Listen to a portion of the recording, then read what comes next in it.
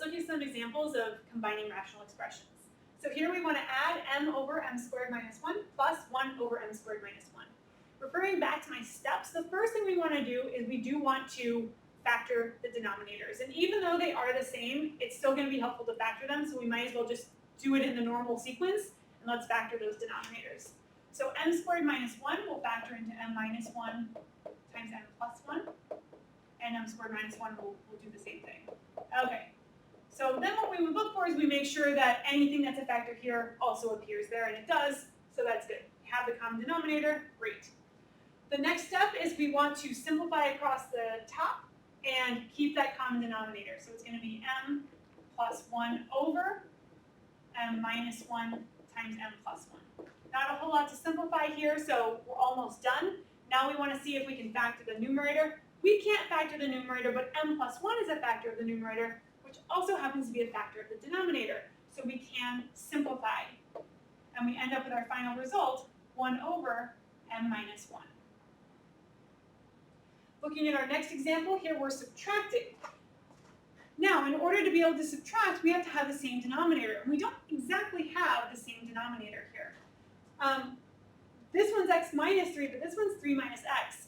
You might recall from a previous lesson that we actually can flip this around, but if we flip it around, we have to include a negative. So I can rewrite this as x minus 3 as long as I put a negative in front of it. Now, the thing is, they're still not the same. This one's x minus 3, and this one's negative x minus 3. Well, we can take that negative, we can kind of manipulate that second rational expression. You can either just change the sign, right? We have a negative and a negative, or you can assign the negative to the numerator. It's going to be a lot easier to just change the sign, so that's what we're going to do.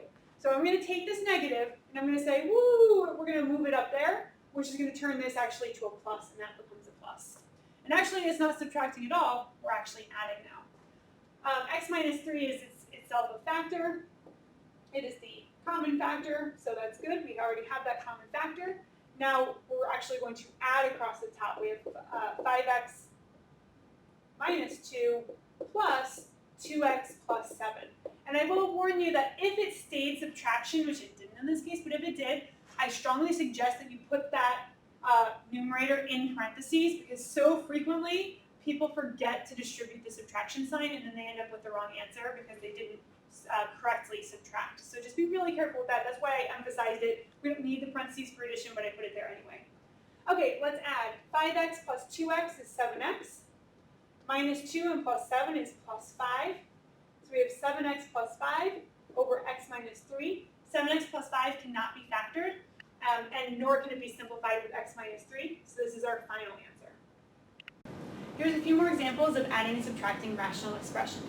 Here we want to subtract, and to follow those steps, so first we want to factor the denominators. X squared minus 1 is a difference of squares, and it factors into x minus 1 times x plus 1, and then this one will be the same. So we see that the two denominators already have all the common factors, which is great news. So once they have that, we can just rewrite one fraction with those common denominators, and then we want to simplify across the top. So when I go to write this, I do need to be very careful with that subtraction.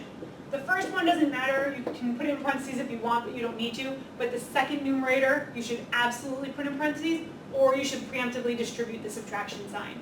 Somehow, both pieces of the numerator need to feel the burn from that subtraction sign. So make sure you don't leave out that 3x, or actually it's a negative 3x. Okay, now we want to simplify the numerator. That's going to be 3 minus 2x minus 4x minus 4 plus 3x over x minus 1 times x plus 1. Cleaning up the numerator further yet. Like terms, negative 2x and 3x make x. 3 and negative 4 make negative 1, so we end up with x minus 1 over x minus 1 times x plus 1. X minus 1 can't be factored, but it is a common factor with x minus 1 in the denominator. And our final end result will be 1 over x plus 1.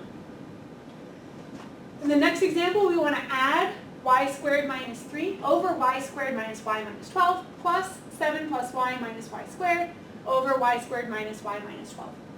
Even if y squared minus 3 could be factored, we do not want to factor it. Leave it as it is.